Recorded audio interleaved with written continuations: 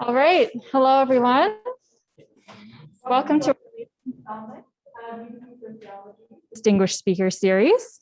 Today, I have the pleasure of introducing Dr. Debra Davidson from the University of Alberta, who will be presenting Feeling the Climate, Tracing Emotional Pathways to Climate Inaction.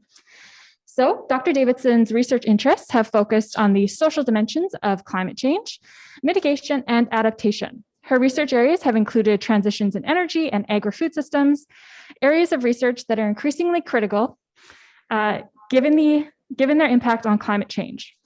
She has also advanced the field of environmental sociology by paying close attention to what disrupts or facilitates public engagement in environmental issues. Correspondingly, she facilitates productive engagement between the academy and the public through her commitment to public projects, such as Prairie Urban Farm, a volunteer-based community farm, which she directs. It was through this farm that I had the opportunity to meet and learn from Dr. Davidson and gain experiences which have shaped my own research interests. So, as the title of today's presentation indicates, Dr. Davidson's recent research prioritizes the role of emotions in climate change action. As she will surely highlight in her presentation, this budding area of research holds timely and innovative insights into the possibility for collective action in the face of the climate crisis. As a former lead author on the Intergovernmental Panel on Climate Change and award winner of the Killam Annual Professorship at the University of Alberta, and current president of the Research Committee on Environmental and Society in the International Sociological Association, and with recent published articles in journals such as Public Understanding of Science, Environmental Research Letters, the British Journal of Sociology, and Social Problems, Dr. Davidson's work continues to have a substantial impact both within Canada and abroad. With that said, please help me welcome Dr. Davidson to UBC.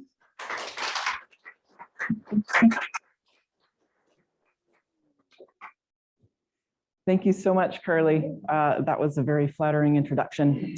And particularly heartwarming because the last time that I saw Carly, I'm quite sure I was wearing overalls and gumboots. So nice to see you again, and really happy to be here. Thank you to UBC Sociology for having me. Thank you all for coming out, and thanks to all of you who are Zooming in from home. I really do appreciate you're taking some time to listen to some of my ideas, and I'd love to get your feedback on them as well. Are we all squared away here, guys? I'm feeling are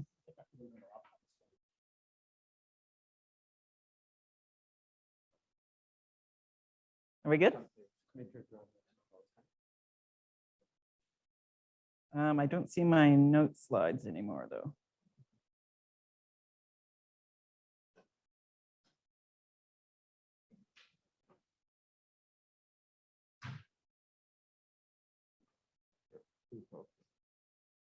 And then go from beginning.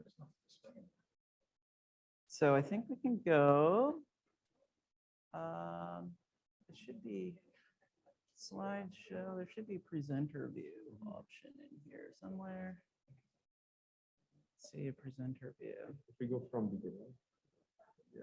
From beginning. Why is it No, they're gone. Sorry, guys. Be with you in a minute. It's been 2 years since we've all done this, so. Oh, okay. Good. I'm just going back. There we go. Okay. Yay. Okay.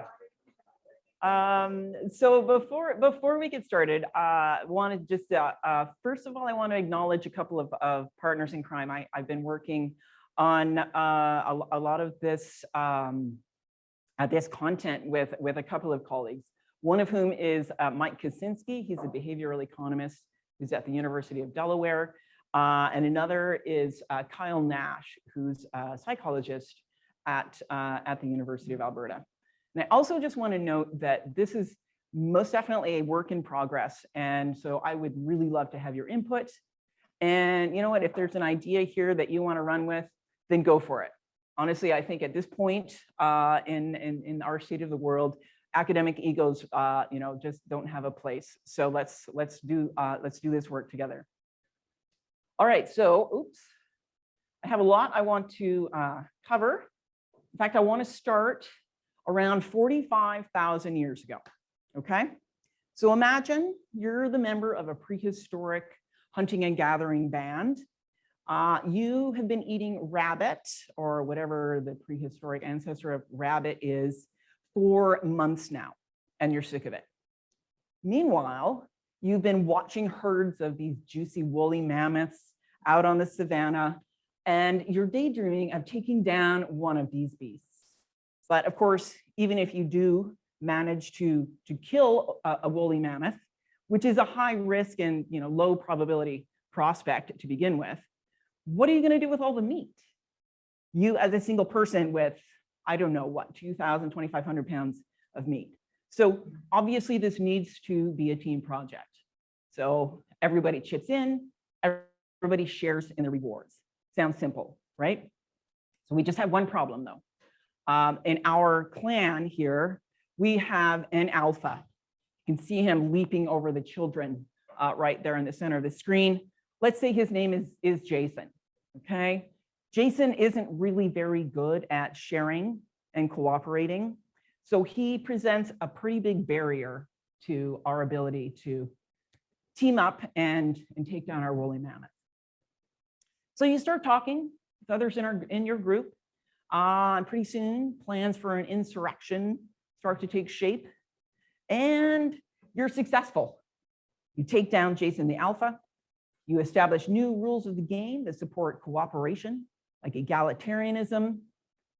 And now we can all enjoy the benefits of big game hunting. And pretty soon these norms become internalized.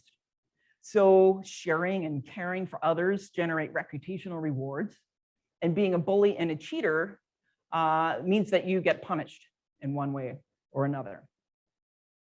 Now, this is obviously a very simplified version of human history, but some of the bullet points here are not exactly wrong. And I think there's a couple of things to keep in mind here that can be useful to us today. First of all, this is a prototypical collective action problem. Now, I don't want to diminish the sort of the monumentous nature of climate change as a collective action problem. But nonetheless, there are some basic messages here that still run true.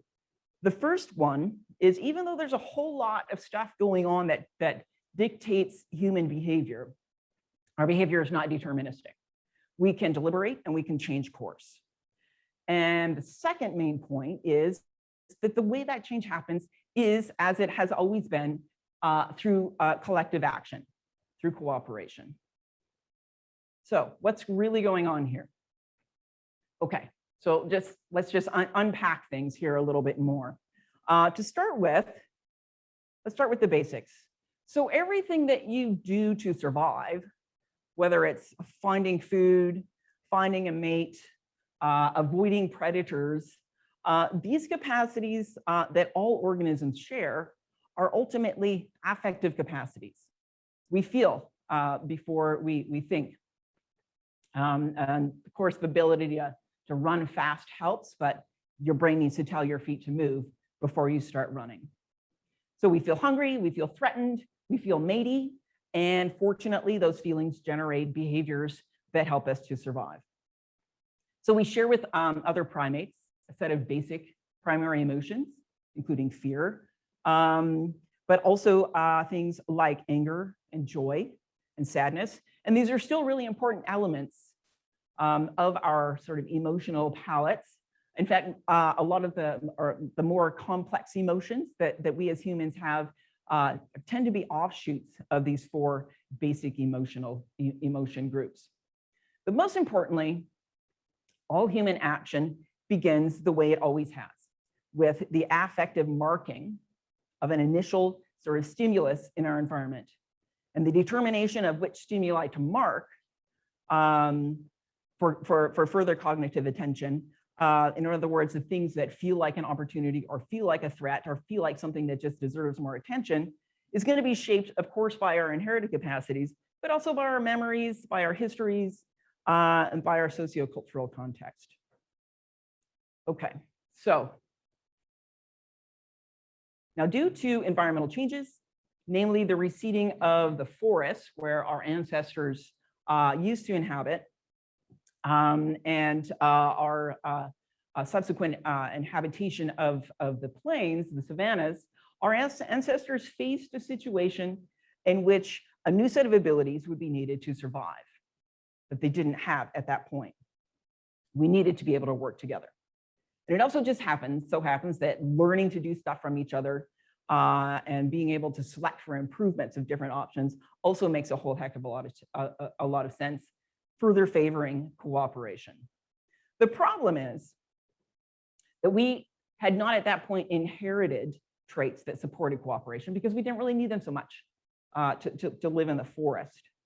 But we did have relatively large brains, particularly in those regions of the brain that support emotions.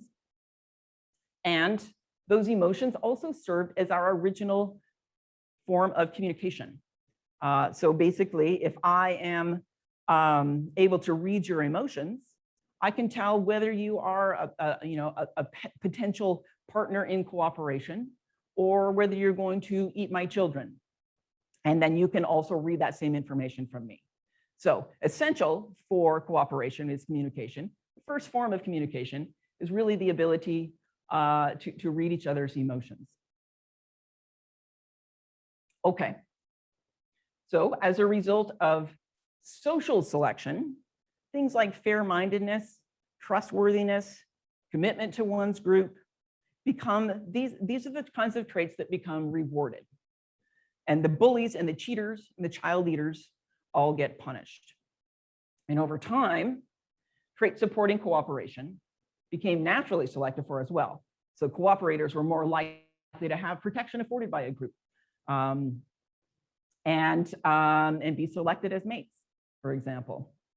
So that doesn't mean necessarily that the inclination to be egoistic went away. We just had these additional layers of emotions and propensities laid on top of that. So in other words, we kind of just became a hot mess of conflicted motivations, and we still are that hot mess today in a lot of ways. So ultimately, social selection and natural selection continue to interact, and our emotional palette continued to expand to include other uniquely human things like empathy, like shame, like pride, which we'll dig into a little bit more here.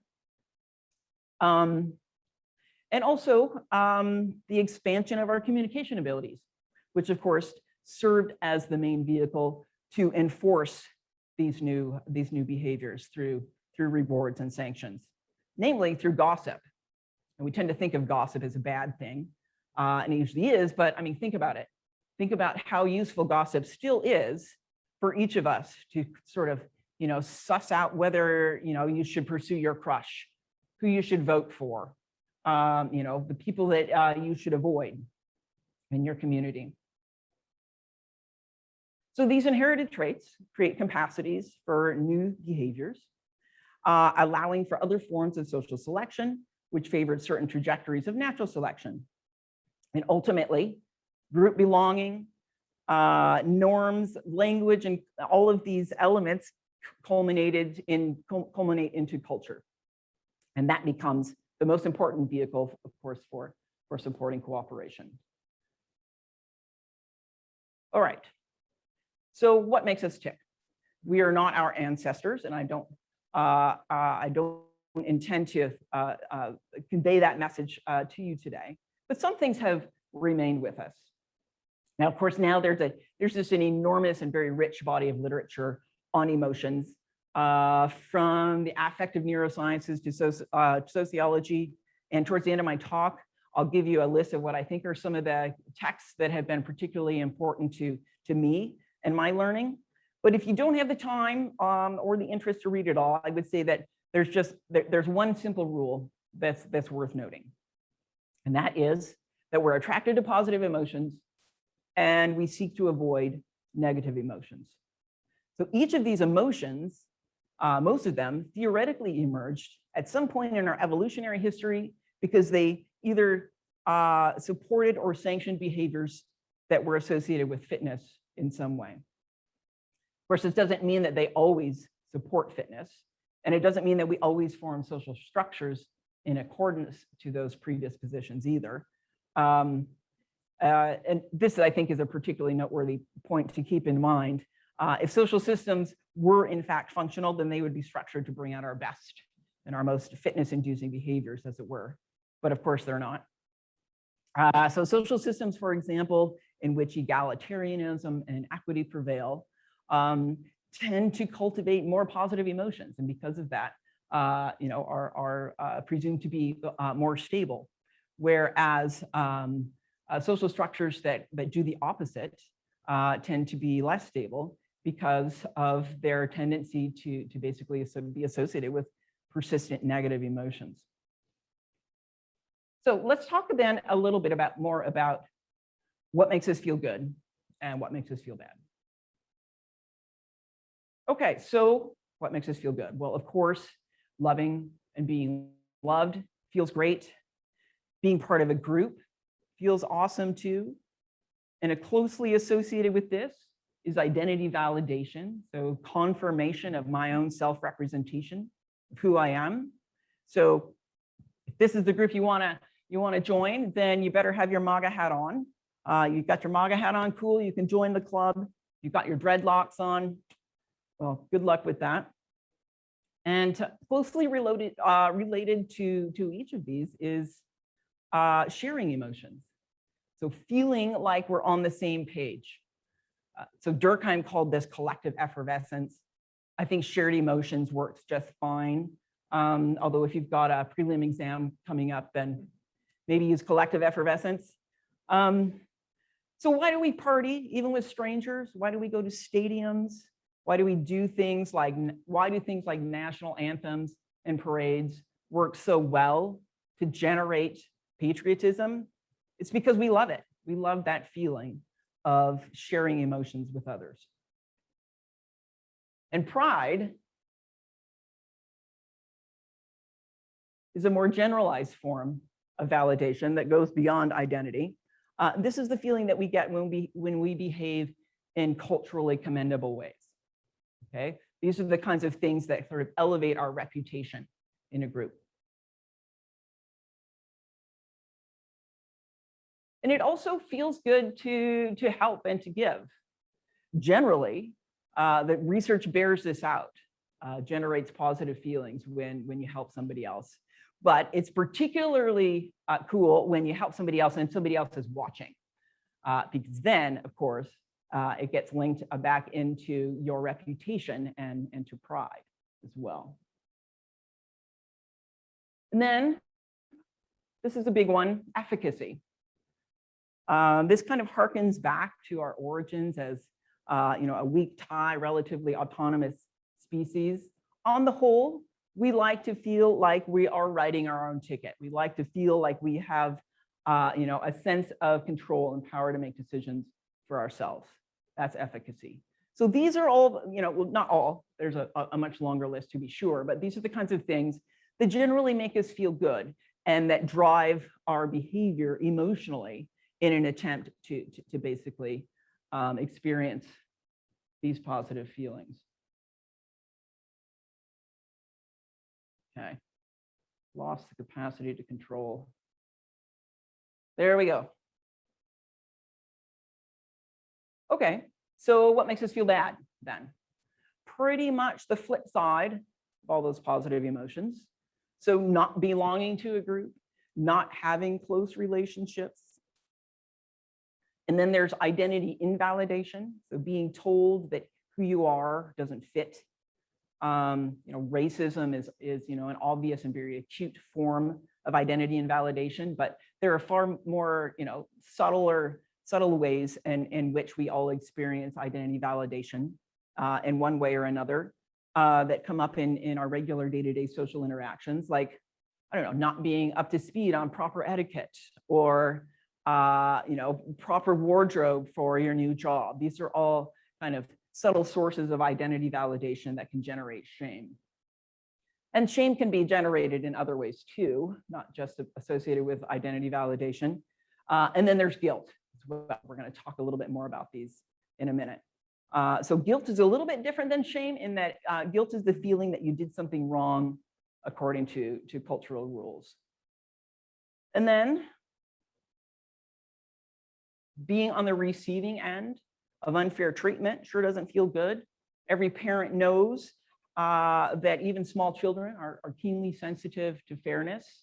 I think the first words that come out are mom and dad and no, and then it's that's not fair, right? And then of course it's pretty obvious that fear doesn't feel good. But I think closely associated with this is the feeling that you can't trust, particularly those in your social group. So imagine the feeling of not being able to trust your teachers or the police or your uncle. You know, these are sources of distrust that are closely linked to fear. And then there's powerlessness. So again, there's a reason that dictatorships are unstable. Social systems that allow for at least some level of autonomy are likely to be far more stable than those that do not. Okay, so let's unpack some of these that are more closely associated with cooperation, which is kind of our long-term goal here with respect to action on climate change. We'll start with looking at shame and guilt. Okay, so shame and guilt are negative emotions that assist in sanctioning behaviors. They're unique to humans. We are the only species on the planet that can blush, at least so far as I know, so far as we know so far. And I couldn't find any emoji that blushes. If anybody knows of a blushing emoji, let me know, because I could definitely use it. Guilt is about feeling you did something wrong, like I said, and shame is a bit different. It's more like being punished for who you are.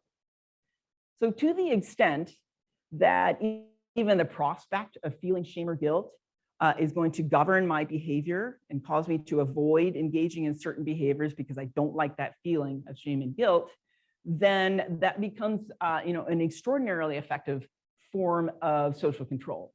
We don't even have to resort to punishment if I'm already basically modifying my behaviors in accordance with those cultural norms. So seeing how we've evolved to be so pro-cooperation, you might be wondering why we even still need these traits. Why are they still present?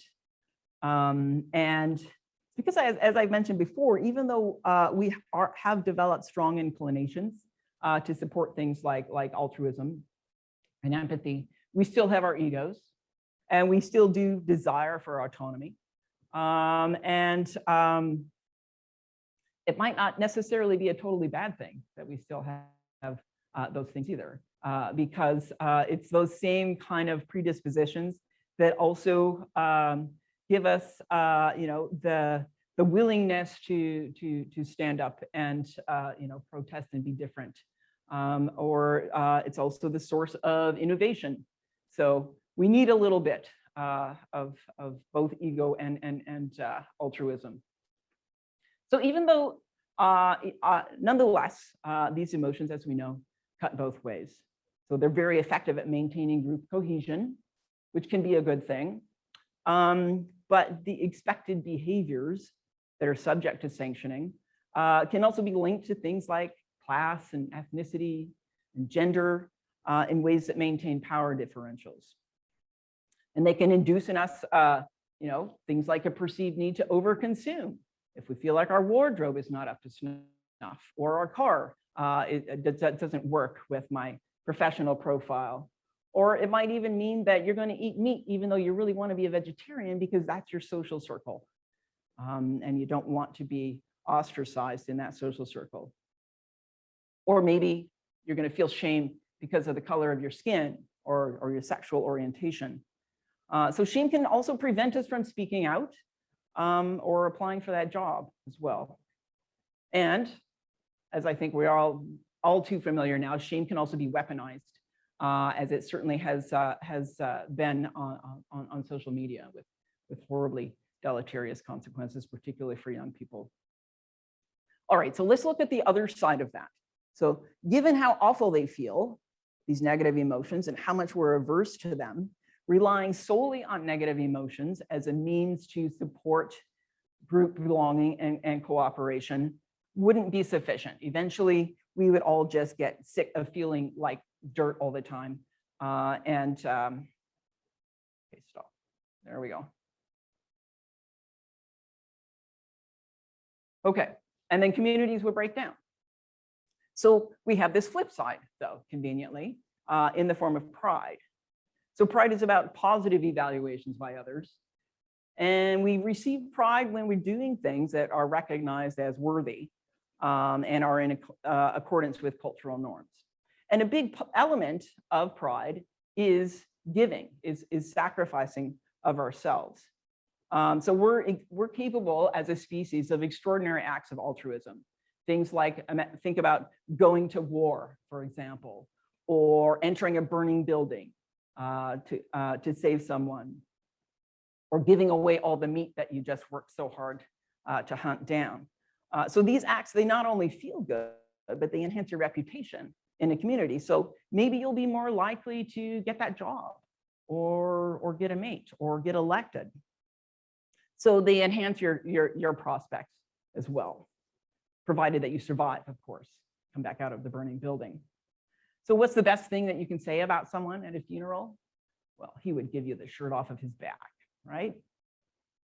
So pride also cuts both ways, because it too is closely linked to our culturally prescribed norms. So big boys don't cry. Women are rewarded far more for being perfect mothers than for being CEOs. Actions that are considered worthy of reward, worthy of pride, can also become highly distorted, depending on the cultural context, which can become quite siloed. So attacking the Capitol to impress your commander-in-chief in pursuit of pride, or a place like Wall Street, where generating wealth at all costs, including tax evasion and cheating and theft, become badges of honor. Okay, so one more set of emotions that I want to delve into a little bit further, and this one's a little bit more complex than the other ones that we've been talking about, because it's kind of one part cognitive and one part affective. So it encompasses both the cognitive capacity to walk in one another's shoes, which is actually a unique capacity of just a small number of species, including humans. And also being not only able to imagine, but actually to feel what another person is feeling. So we have these things called mirror neurons, and they fire when we observe someone doing something in the same way as if we were having the same experience as the person being observed. But then we also have this third piece of empathy, and that is the capacity to care. So even if I can cognitively imagine, what you're going through, and I have mirror neurons that fire, I might not necessarily feel motivated to do anything about that. So empathy, there's a huge literature on empathy, by the way, and the definitions of empathy are a little bit all over the map, but I think these are kind of the basic nuts and bolts of empathy. So here's some interesting research, though. A lot of empirical research focused on empathy, showing that predispositions for empathy vary quite a bit. So we're talking about like basic trait levels of empathy. So gender, class, and political orientation, for example, all play a significant role in sort of governing different levels of empathy. So women tend to express higher levels of empathy. There's no real big surprise here, because in so many cultures, women are socialized to care more about others, but it's not solely a socialization issue, because it's actually, empathy has also been linked to oxytocin levels. So higher levels of oxytocin levels are associated with higher levels of empathy.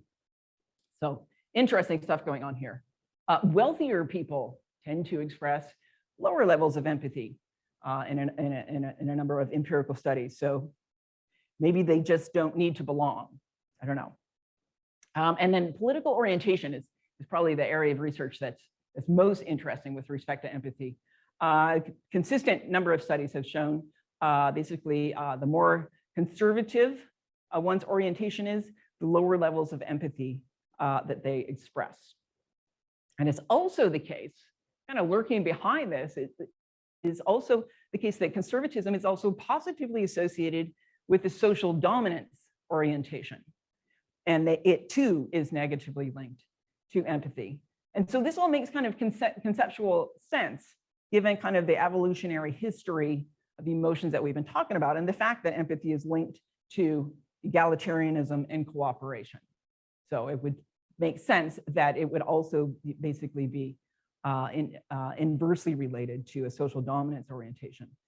If you're interested in this work, by the way, there's a ton of, well, not a ton, but a kind of a growing area of empirical research that focuses on this. And I would suggest you start with an article that just came out last year that was kind of a summary article by Stephen Morris.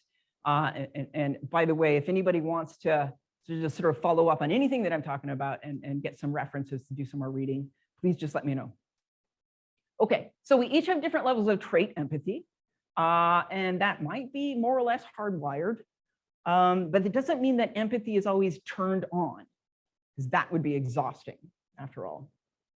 So the expression of empathy is invoked in situ, right? It's a situational expression, and it's most likely to happen through social interaction, particularly through in-person interaction, which kind of goes back to what I was saying before, that the first form of communication is sort of signaling each other emotionally.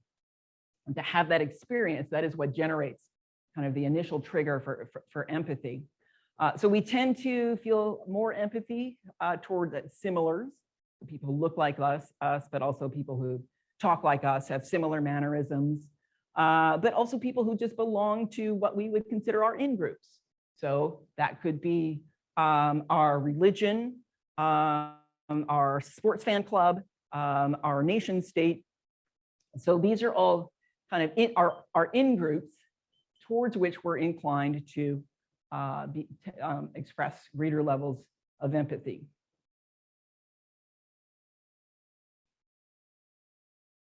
On the flip side, this means that the means by which we construct boundaries between our in-groups and our out-groups becomes important here. And so the way that we construct our in-groups is by finding similarities, and in some cases constructing similarities, because you don't really necessarily have innate similarities with other Canadians, so you're constructing that similarity. Well, you're determining who's going in your out group by constructing differences. So on the whole, we humanize people in our in groups and we dehumanize people in our out groups. And our out groups are not basically worthy of our empathy, and our in groups are. So like pride and shame and guilt, empathy clearly cuts both ways. The Mr. Hyde here being our treatment of out groups. But the good news is, because we're not simply predetermined and hardwired creatures of habit, and because empathy also involves deliberation, so we have the capacity to change this. We have the capacity to expand our empathy maps, to use Arlie Hochschild's term. So we can redraw these boundaries because they are constructed boundaries, and we can basically construct similarities between ourselves and those individuals who are members of our out groups. And that's what the expansion of an empathy map involves. So just an interesting side note here that will become more relevant as we talk about climate change. Many Indigenous peoples express notably higher levels of empathy towards the non-human world, more so than many of us settlers. And Indigenous worldviews also don't differentiate humans and other animals and plants. So, and also, differentiations between culture and nature. So I think there's an interesting potential connection here. Okay, so one more thing. I know we've covered a lot of ground here, delving into emotions. There's just one more stuff I want to make here. So I mentioned that we can expand our empathy maps, that we can sort of change our relationships to people in our out groups and reconstruct the boundaries between our in groups and out groups. Also talked about the degree to which Empathy and involves sort of feeling what the other feels. So all of that takes work, right? That can be exhausting. In fact, we can become overwhelmed by being too empathic towards others, which can lead us to kind of turn the channel, turn the other way. So all of that takes work. So let's talk a little bit more about the work that is involved in cognitive and emotional deliberations. So does thinking take effort? Yes, clearly it does. Our brains are the biggest calorie consumers in our bodies. Yuval Harari said it best. He said a jumbo brain is a jumbo drain on the body.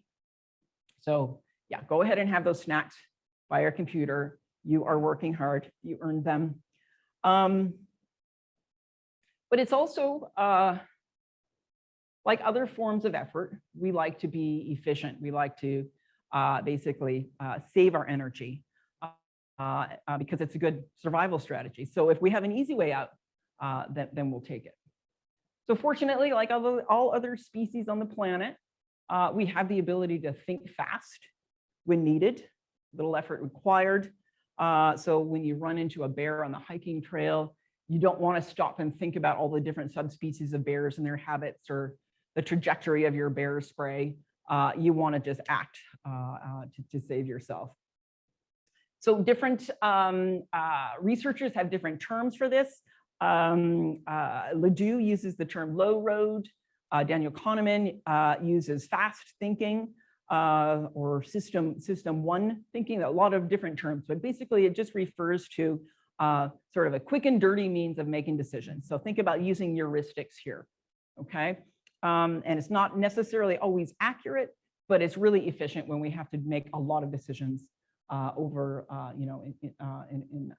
at one time. But then we also have the ability to think slow when needed. This, of course, is enabled by our huge cerebral cortex. So if we're facing a situation that involves uncertainty, complexity, highly consequential, completely novel for us, we need to sit with that for a little while and see how, what we think about it and how we feel about our different options. So this different pathway, emotion cognition pathway, is, again, it's kind of a unique feature of the larger brain animals, particularly the human species, to be able to have this capacity to deliberate and potentially change course if necessary. And it is one of the most important traits that we have, but it also takes a ton of work.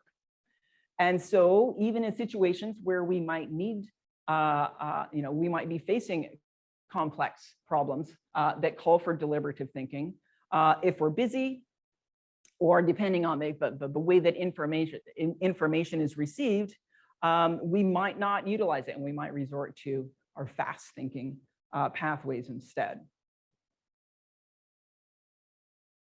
So that means what's more appealing? What are some of the ways that we receive information in ways that tell us that we don't have to think about this, right? So easy yes, no answers, right, wrong answers, the 10 things that you can do to save the planet answers. These are all, spoon-fed information that relieve us of the need to deliberate upon the situation that we're facing, and which is why, advertisers know this, certain, people who are, opinion shapers know this all too well. We spoon-feed you information, recognizing, knowing that you are already, mentally lazy, you want to take the easy way out, and you're busy. So you're gonna grasp onto that information if it sounds like it's an easy fix to your complex problem. Okay, so just a bit of a synthesis here before we move into talking about climate change and emotions. First, we need emotions. There's no sort of evolving our way out of emotions. Emotions facilitate learning and memory. They are the initiation to deliberation and decision-making and the starting point of personal and collective action. I mean, what is intelligence really, if not the capacity to learn, our capacities for memory and for deliberation, and our capacity to select from among many different options. so inherently linked to our emotions. Emotions are also double-edged. So our emotional predispositions, may have evolved to support species fitness, but they can be dysfunctional as well as functional. And we've already discussed a number of kind of dysfunctionalities here. We can also and have built social structures that can work against us rather than help us to be our best, as it were. So structures that support inequity and dominance, for example, and keep people in sort of situations in which negative emotions flourish. And then there's social media as well. So emotions are fundamentally social phenomena. So most researchers who study emotions tend to focus on the individual, or even an individual organ within an individual. But to understand how emotions and decisions are linked, it is such a happy mouse you have here.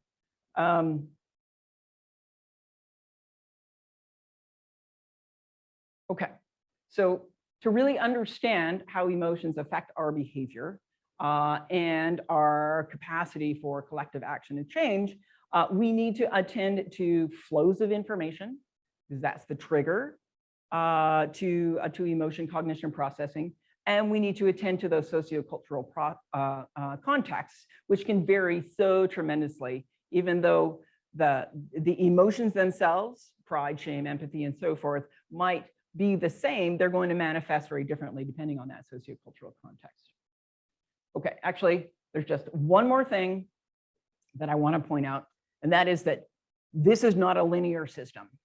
And I know I've kind of been talking in a manner that might depict it as a linear system, mainly just because it's easier to conceive of in that way.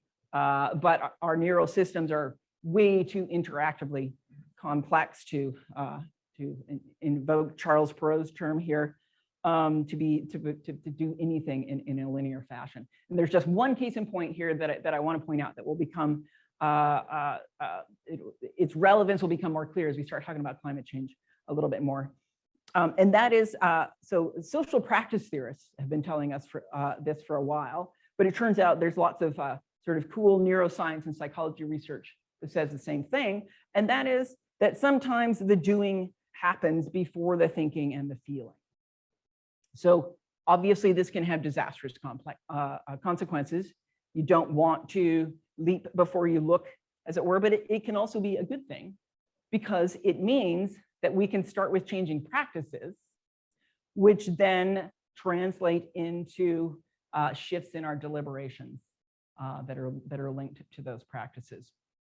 So we can rewire our emotion cognition pathways by changing our behaviors.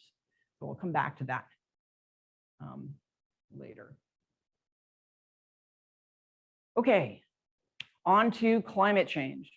So how are emotions involved in social responses to climate change? Well, the first and the most obvious is the trigger, the emotion trigger that sort of launches that emotion cognition and ultimately action response. So fear would be an apt response. If you're not scared, there's something wrong with you. But then a lot of people aren't scared, so we'll talk about that. So what do we need here? We need recognition that climate change poses a clear and present danger to our lives and our livelihoods, in our ecosystems, and other things that we value. So here's challenge number one, is the propensity to perceive climate change as that clear and present danger is not a given. And it doesn't take the shape of a bear for most of us. Next, because climate change is ultimately a collective action problem, then what's most important here in generating an effective response to climate change are the means by which our emotional responses favor or do not cooperation through collective action.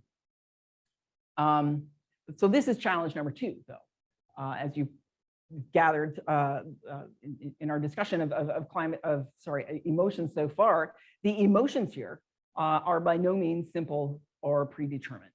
So let's delve into each of these a little bit more. So just to start with, okay, so what's the trigger? So we're hardwired to respond to clear and present dangers. All of our attention becomes laser focused on the threat and survival instincts kick in.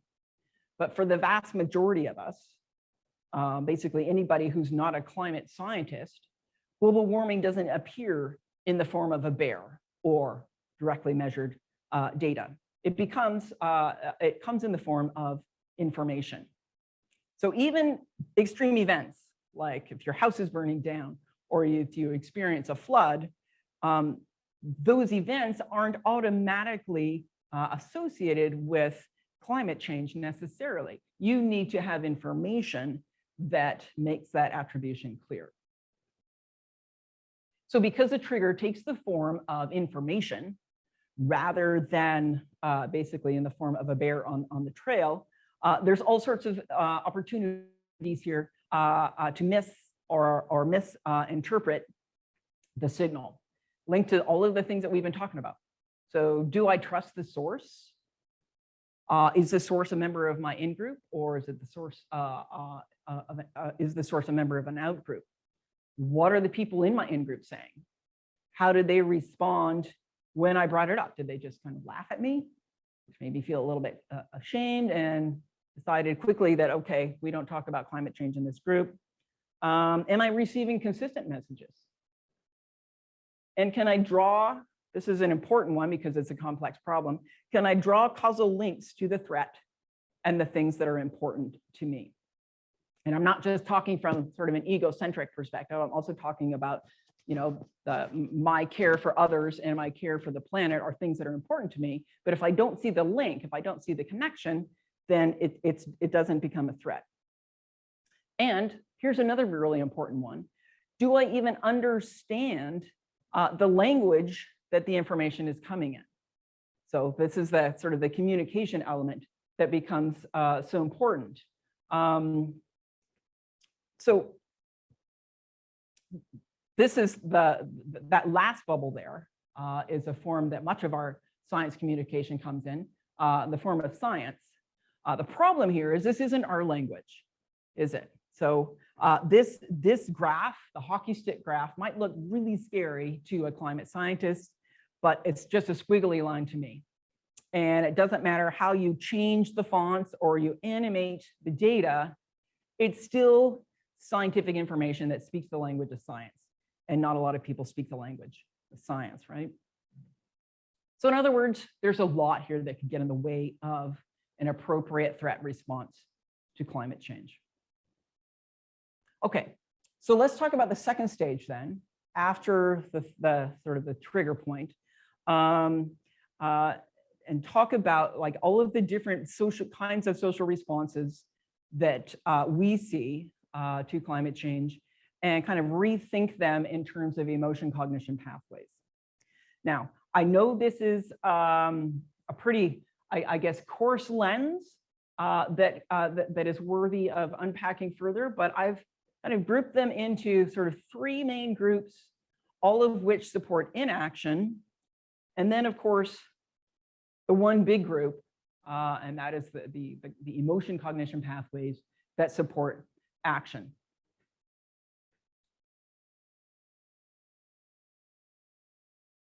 Okay, so one final thing I want to note before I kind of delve into all of these is, I think it's important to think of these four categories as states, not necessarily personality profiles or molds. Even though we each might be more or less predisposed to fall into one or the other, I think we can also shift depending on our shifting cultural context. I mean, I have certainly found myself shifting through a couple of these, certainly between action and withdrawal on a somewhat regular basis. Okay, so let's unpack these a little bit more and see what they look like and what the research says. So apathy. Thankfully, just particularly in the last year or two, polling shows that apathy is on the decline, meaning concern has been going up quite a bit. But these trends can change all the time. So I think we still need to attend to climate apathy and what that's all about, and why we're still seeing some apathy. So apathy, what I mean by apathy is that there was no emotion trigger at all. Okay, so the climate information is not marked for deliberation. It's deleted, basically. So in the absence of that marking process, of course, it's just not going to be deliberated upon at all.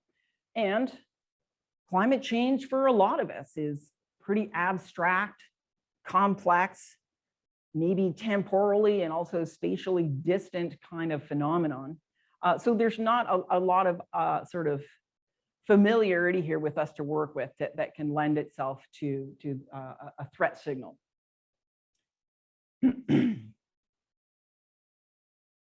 So we're unlikely, basically, and there's been some empirical research that supports this. We're unlikely to evoke any kind of an emotional trigger until we come to recognize that causal link, how climate change may threaten the things that we care about.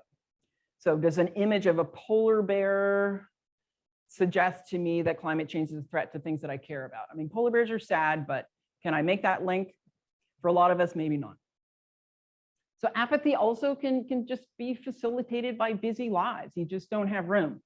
You don't have the mental capacity to take in more information.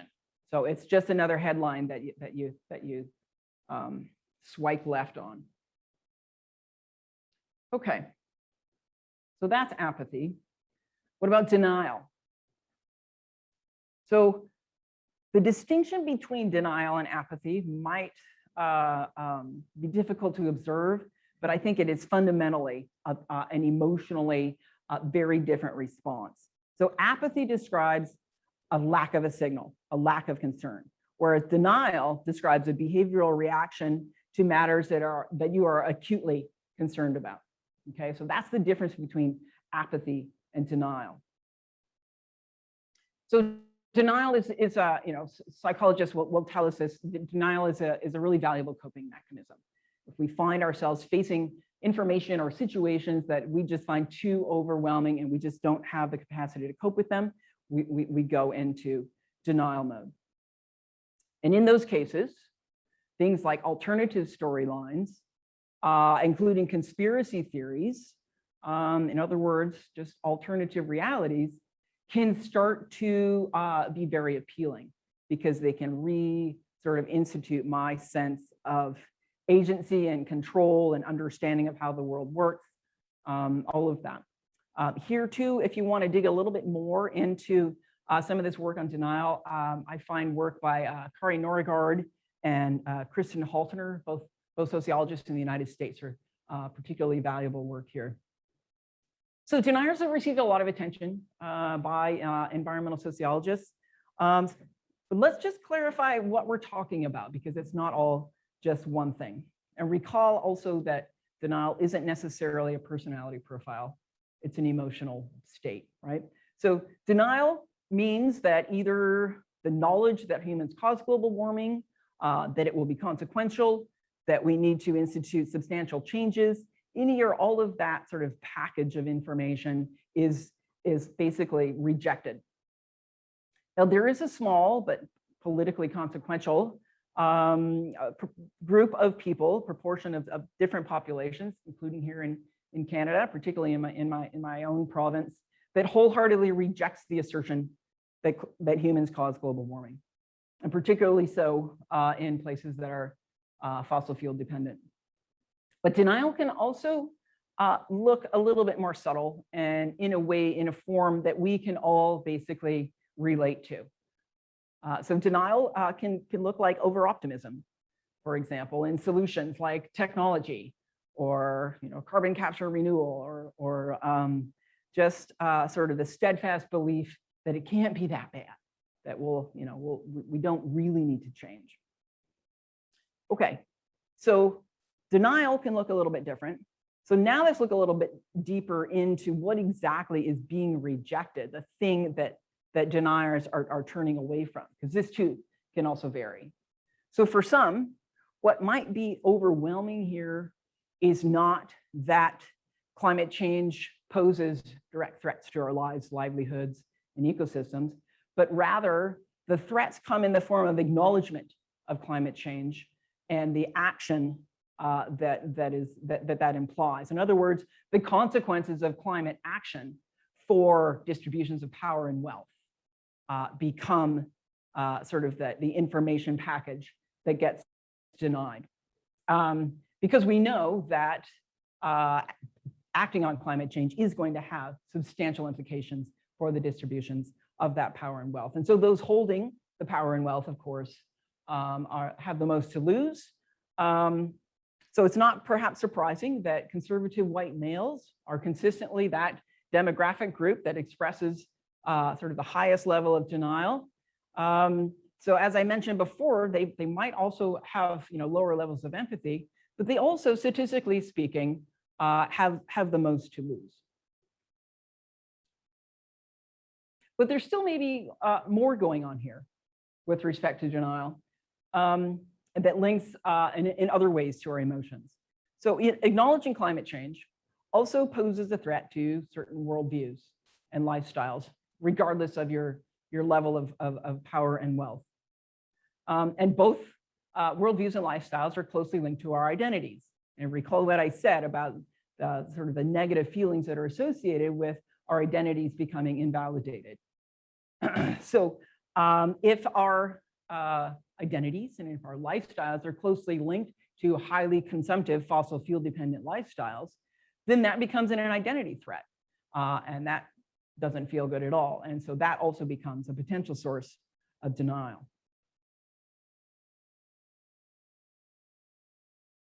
Okay, so what about withdrawal? There's been a lot of new attention, both in sort of the popular press and among researchers, looking at things like climate anxiety, eco anxiety. So the trigger's been hit. Okay, climate change is recognized as a serious threat. This has been reinforced by your in-groups and your information networks. So you clearly see how things are important to you are at threat. And so this can cause high levels of anxiety. This might be the start of your career as an activist, if this describes you. But if that is just looking impossible right now, you just can't, and you can't just tell yourself a different story like the deniers do, then you might end up going into withdrawal instead. And that, of course, is going to have impacts on other aspects of your life as well. So for those who are coping, whose emotional coping capacities are compromised for one reason or another, this describes people who are more inclined to go into withdrawal. So here's one particular source of concern for me, and that is that marginalized groups, women, children, Black, Brown, Indigenous, LGBTQ peoples, these are groups that are on the whole more vulnerable to climate change. And it turns out these are also the same groups that are more likely to more disproportionately feel the mental health impacts of climate change. And these groups are also more likely to lack the resources to cope, and therefore more likely to have other stressors because they have other stressors in their lives. So here's yet another layer of climate injustice that I think deserves more attention than it's getting. And it's got political consequences because these are groups with the biggest reasons to get engaged. And that might just have the the least emotional capacity to do so. All right, so let's delve into action. So when climate change information is marked, deliberation kicks in. This motivates climate action. So this is what conceptually we would like to see happen. An appropriate threat response is triggered, empathy for others is present, pro-climate behaviors are rewarded, and efficacy is present. So let's see oh my goodness. Let's see what the research says here. And this is by far where the lion's share of research that we have on social responses to climate change lies. So one area of research that has been particularly useful here is communication studies. Pretty apt considering, as I said, unless you're a climate scientist yourself, the trigger comes in the form of information. So supporting the premise of my talk here today and lots of research on emotions Emotion-laden narratives appear far more likely to induce higher levels of concern and pro-climate action. And also correlating with what we know about human responses to emotions.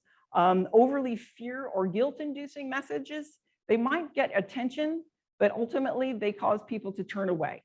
So they're less inclined to support climate change action. Then on the other hand, overly positive messages that says, we've got this, everything's going to be fine, that doesn't really work well either. So you kind of need a balance of the two to really motivate climate action. But not surprisingly, there's a lot of noise in these empirical studies that try to gauge emotional responses to messages, simply because there are so many other things going on. We don't all respond to emotional messaging in the same way. And two big areas of research, should be bigger, that focus on these variations are, again, as expected, in the areas of empathy, differing levels of empathy, and differing levels of efficacy. So individuals who measure higher on both of these tend to be more inclined to be willing to or are engaging in pro-climate action. Also, there's some work in social movements that I think is really helpful here as well. So we know that based on social movement research that pro-climate action is far more likely to be sustained when there's positive emotions associated with that, with that activism. So a sense of group belonging. But as we know, it's not that easy to generate that sense of group belonging, to generate that collective identity within the context of a social movement, particularly when we're bringing together groups from so many different positionalities. On the other hand,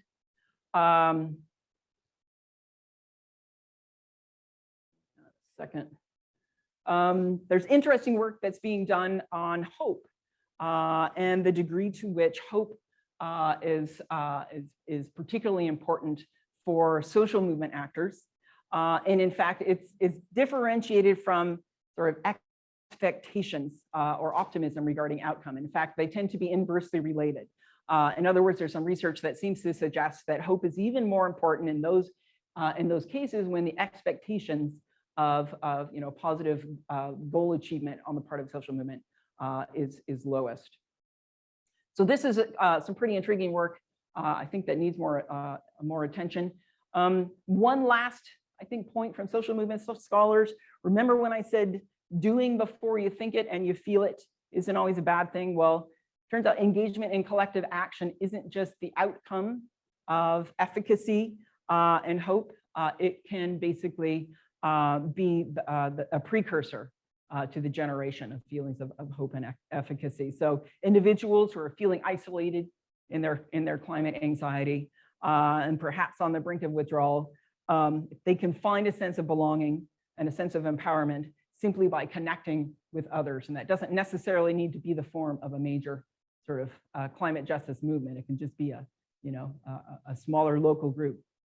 And I actually collaborated with an international climate education youth group, and I saw this firsthand. A number of high schoolers who were concerned about climate change and feeling very isolated in their home communities and in their home schools because they were the only ones who seemed to be concerned about climate change. Once they had an opportunity to engage in this international network, the world just shifted for them, and they felt far more optimistic and far more motivated to continue to work towards climate justice. Okay, so now what? That's a ton of information. So what do we do with it? Well, if there's just one thing to take away, I would say it would be this. Yes, we're all different. So no single formula is going to motivate climate action for all of us. On the other hand, we all do share some things in common, particularly our aversion for negative emotions and our attraction for positive emotions and the capacity to change. So that's a place to start. Let's work with that. All right, so of course, I'm going to say this. It's a requirement, right? So I've already mentioned sort of a few places where I think more research would be exciting. Places like hope, research that links empathy to climate change. But there's two particular areas that I want to highlight. And the first one, kind of self-explanatory. There aren't too many other topics that I can think of or that I work with that seem for which interdisciplinarity seems more imperative. Yes, sociologists have done amazing work providing crucial insights, particularly to the social context around emotions, but we also need the affective sciences, we need human biologists, and dare I say it, we need our behavioral economists who know a thing or two about things like reciprocity. And then secondly, intersectionality. In my sort of brief reading of a lot of this work on emotions, it seems pretty clear to me that the positionality of the individual is really not accounted for. And I think there's two problems with this. The first one being that we're just sort of missing out on an important source of richness and variety in our emotional experiences if we're not attending to positionality, which an intersectional lens would allow for us.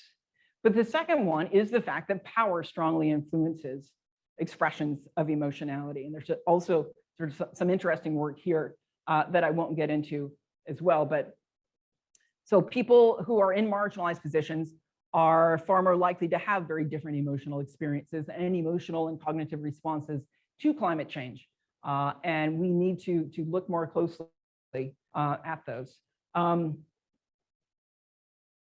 Okay. Now, final sort of takeaways. Let's not stop with research. Sort of my personal reading of this scholarship so far is that it gives me hope. We have enormous capacity for change, and this isn't just mantra. This is just plain history. And change happens through collective action, which happens when individuals decide to act together. So, what can we do? So I think, as I alluded to before, I think being told what to do is maybe the wrong approach as a whole, given what we know about what makes us tick. We need to stimulate emotion cognition pathways that favor reflexivity and that lead to pro-climate action. So I'm not going to offer another list of things to do, but what I do want to offer is maybe a set of guidelines that can maybe help us all evaluate our actions and our behaviors. Okay, so the first thing we need to do is trigger threat responses in others. So what are we doing in our dialogue, in our social interactions to help this along? Or are we doing the opposite? Are we also, contributing to sort of dampening, the narrative about climate change, sort of take away its seriousness?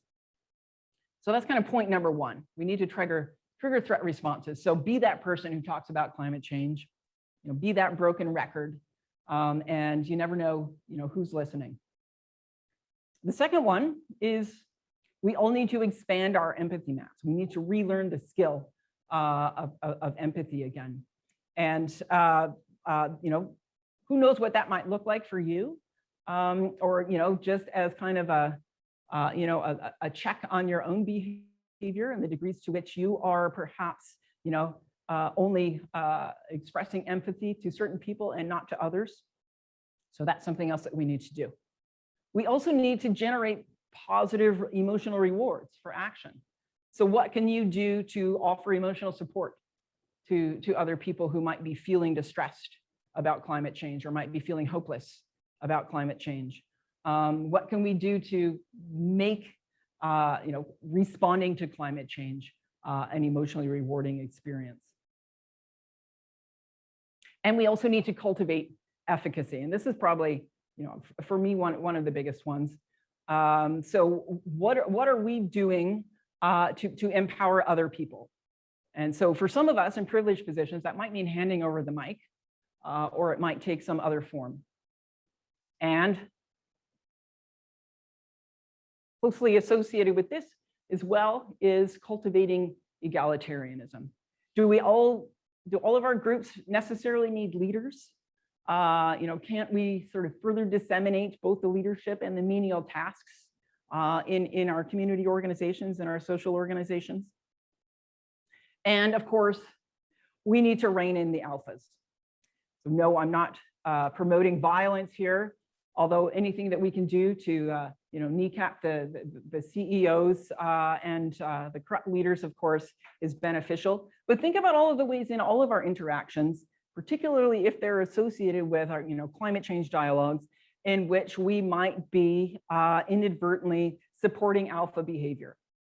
So are we just handing over, letting the loudest person, take up all the air in the room? So think about all of the different ways that you can basically try to promote egalitarianism by reining in the alphas, by giving voice to perhaps the quietest person in the room. And then finally, of course, we all need to be kind to ourselves. We need you. We need you to be. We need you to be engaged. And so, if you're starting to feel that despair kick in, don't be proud. Go get support. Go call your friends, call your neighbors, call your family. Tell them that you're having a bad day. Tell them you need a pat on the back. And if that doesn't do it, then just fake it. You can put on your goggles and you can put on your cape and you get out there and march. And I promise your emotions will come along with you. That's it. Thank you very much.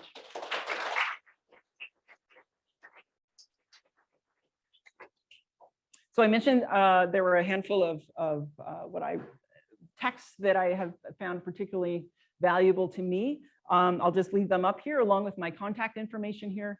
And if there is any other sort of areas of research that I covered that you want to learn more about, I can probably help to direct you to some resources for you. So yeah, I'd love to hear your questions or your thoughts or just your feelings.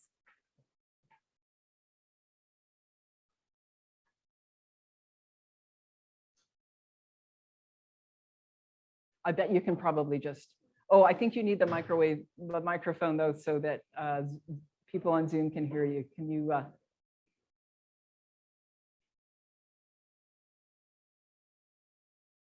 Sure, I can probably just restate your question for people on Zoom. I'm interested in what you think an emotional pathway out of denial looks like. So what does an emotional pathway out of denial look like? So I think that's that can take a number of different forms. I think probably the most important, though, it will require sort of a shift in the sort of the information networks and that person's in-group.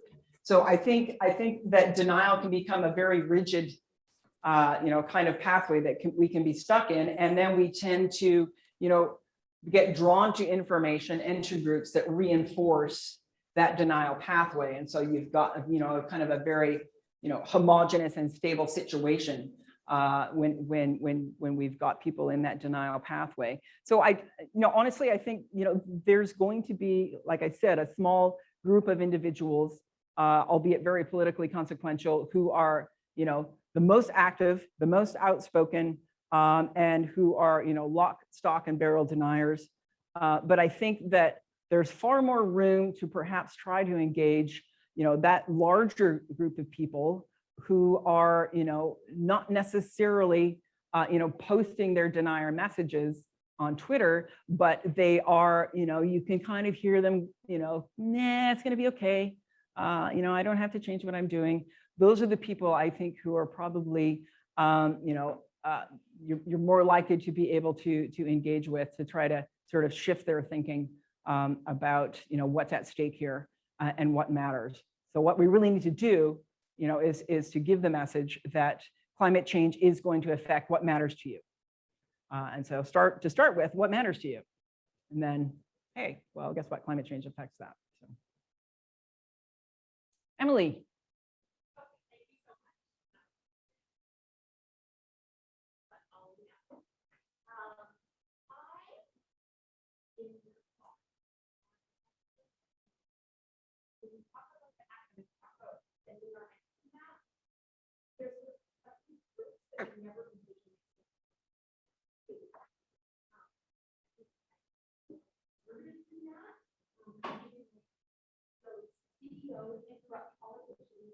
You invited us to meet now.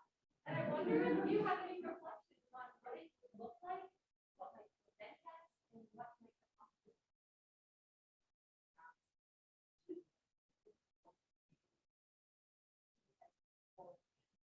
Yeah, Emily, thank you for the question.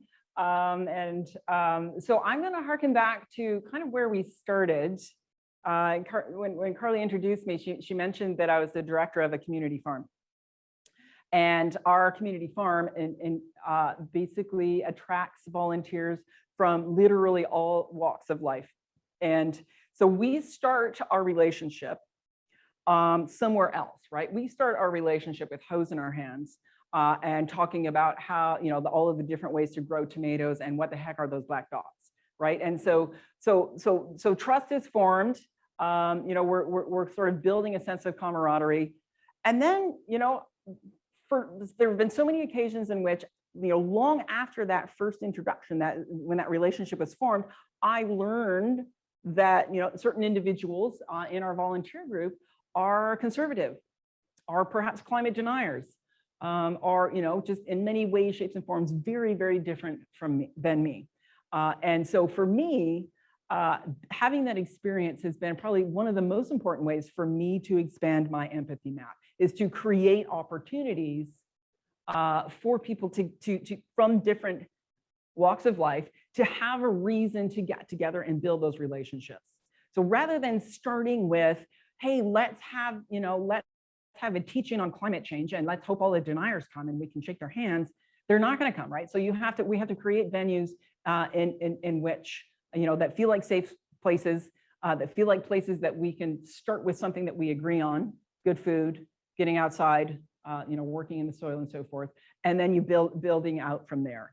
So I do think it's possible to get there, to basically, again, start by finding the things that we have in common. And we already know that the thing that we have in common is not how we feel about climate change. So starting those conversations with climate change is probably detrimental to, building that, that common ground. Right. Yeah, thanks a lot. Okay.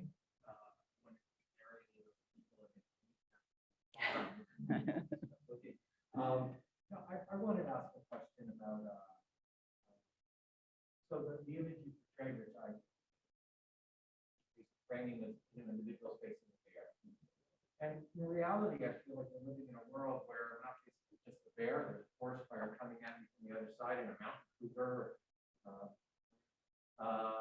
and a lot of other things. And so I'm just wondering how people or how this connects with this idea of our ability to face multiple threats. Yeah. And then, are we able to, is that going to push us to deny or to be apathetic about other ones? Are we able to, take, or is the evidence that we're able to rank these actions that we need to take? Or is that part of the explanation? Because it's such a complicated time. We went from home, here we're uncovering these horrendous graves in Canada and some, of Indigenous, and we're dealing with this other crisis of climate change. And are we limited in our bandwidth? And is that part of, is there understanding of how we then shift between these different priorities? Yeah. Emotion. Well, I certainly think that we are limited in our bandwidth, and I'm pretty sure that those people working in the neurosciences that absolutely say we are limited in our bandwidth, and that's actually one of the things that I didn't mention when I said it. I think intersectionality would be an important lens to bring in here. Part of the reason is that for some of those people in those marginalized positions, they are facing those those multiple sources of trauma. It might be flooding, but also police violence and colonialism and and impoverishment or having lost a job all at the same time. And no one can come out of that and rub their hands together and roll up their sleeves and get ready to go, right? So I'm particularly concerned, as we are looking at how we cope with these increasing numbers of disasters that we're facing, the degree to which we're attending to the resources that are necessary for emotional coping in communities experiencing disaster. So I do a lot of research in climate change adaptation and community resilience, for example, and that's never on the radar. We're talking about sewer systems, and we're talking about evacuation routes and emergency shelters, but nobody's really talking about what are the resources that are available that can allow for emotion coping and recovering in this particular context. But to your question, I do think that absolutely that, experiencing multiple forms of distress, emotional distress and trauma can easily, overwhelm us. And so that's something that we have to work with, and we have to, figure out how we can navigate. And for each of us, I think that's going to mean, a different priority list, as it were. But I do take heart in the fact that even in the midst of the pandemic, which also, came along with, a serious economic crisis for many of us, that levels of climate change concern are higher now than they've ever been in the Western world. Pretty sure, they've at least taken a really steep upward tick over the last couple of years, and that's in the midst of, all of these other concerns, and then very, very strong levels of support for taking, climate mitigation seriously. So I do think that, the more that we can construct a narrative in which we can show that climate change is, intersects with so many of these other sources of trauma, then perhaps that also kind of, simplifies, the feeling of compounding and seemingly unrelated traumas, when in fact they are all, very closely related in a lot of ways. So a lot of the things that we're experiencing, a lot of things that we will experience, from economic meltdowns to pandemics, to extreme events, are associated with climate change in one way or another. So perhaps that's the way forward. But it's an issue. Yeah, I agree. Yeah. You mentioned the three pathways that can lead to inaction. Issue of climate change. And I was wondering if probably that there is a fourth one that I would call it something like despair, meaning people that say, they recognize that there is climate change that is threatening us and that it's human caused, but they say, well, it's too late to do something. Yeah. And maybe it's similar to withdrawal, but it seems to me that the emotional state behind it, it's different from the anxiety that you mentioned referring to withdrawal. Yeah, thanks for mentioning that. And I thought about that group, or kind of a similar parameters around a group like that. I mean, there's also, we have a ton of people who are concerned about climate change, but they're not engaged because they feel hopeless, right? So I would think that would be a form of hopelessness, right? A complete lack of efficacy. And so I don't know, whether, and I'm still sort of thinking, and maybe you guys can help me, whether that group kind of fits within a withdrawal group, or perhaps, an unengaged group, or in some ways a denier group. I'm not sure, but thank you for bringing that up. That's a piece that I'm kind of puzzling over, where they fit, or if it just makes sense to have that fifth, I guess, group it would be. But I haven't quite figured out what would be kind of what that emotion cognition pathway is, and how it fundamentally differs from the other four.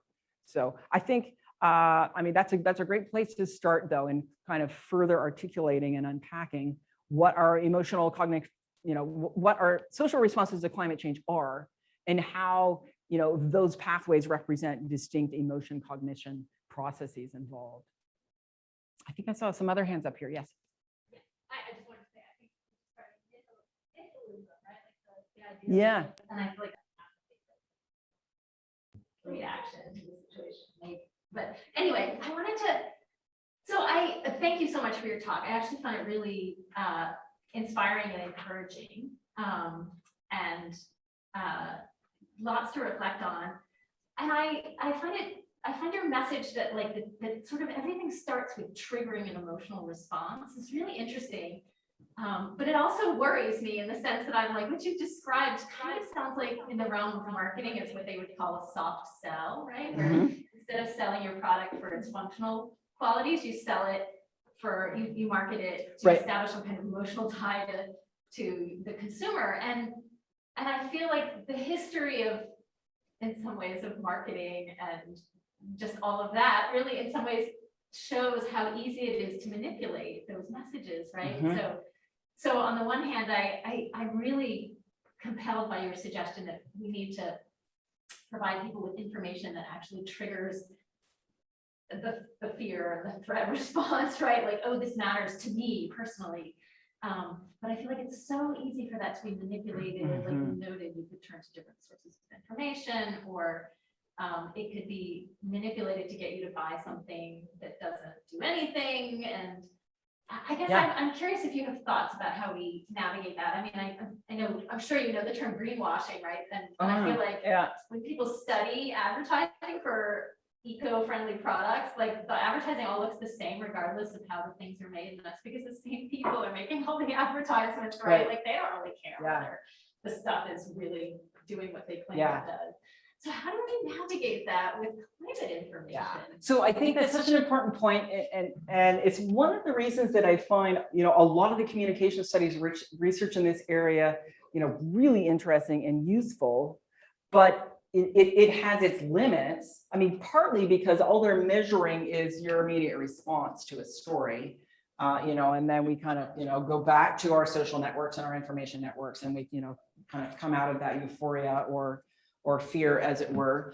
But I think more importantly, you know, what I'm hoping to convey here is that it doesn't take, it's, you know, simply an emotional trigger is not sufficient, right? We need to create space for people to, you know, feel both, you know, the need and the capabilities to engage. And so if our ultimate objective is to get more people engaged in, you know, pro-climate action in whatever form that might look like, I'm not suggesting that it's sufficient to just, you know, just zap people, you know, try to get their, you know, an emotional trigger. We need, you know, that's the place to start. But a lot of us are already there now. I mean, polling suggests that you know, most of us are already concerned about climate change. So now it's a matter of taking that next step and you know, providing spaces and capabilities that can support cooperative action. I think we should probably stop. I think we're over already, and but perhaps people can stay and ask questions. I'm happy to stay. Thank you.